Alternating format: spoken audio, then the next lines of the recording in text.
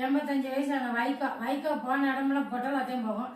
அவங்கள கூட வச்சிருக்கிற முட்டா கூதிகளா நீங்களாம் வாயாட பேசணும். வைகோனால நாக்கி மாதிரி ஓட்டு போட மாட்டாங்க. அது உங்களுக்கு தெரியுமாடா? முட்டா பயலா வச்சு பாருடா, இந்த மாதிரி தான் உனக்கு இருக்குது.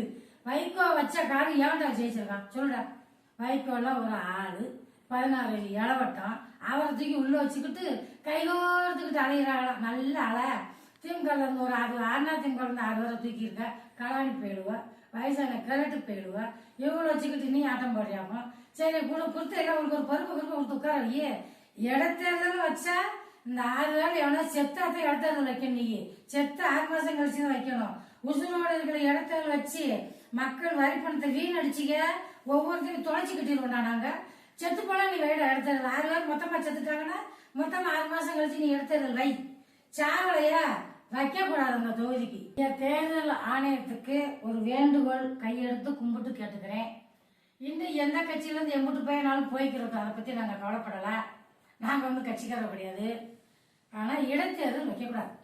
ஏன் அப்படின்னு சொன்னா இன்னும் எத்தனை நாள் போட்டோம், இப்ப போனவங்க இருக்கட்டும், இவங்க எல்லாம் மொத்தமா செத்து போனா 6 மாசம் கழிச்சு இடைத்தேர்தல் வைங்க. இல்ல ஒவ்வொருத்தரும் செத்தாலும் சரி 6 மாசம் கழிச்சு நீங்க இடைத்தேர்தல் வைங்க. அதுக்கு இடையில இடத்தேர்தல் ஒன்றும் வைக்க கூடாதியா. இதே சட்டம். நீங்க உங்க இஷ்டத்துக்கு இடத்தேர்தல் வைக்க கூடாது.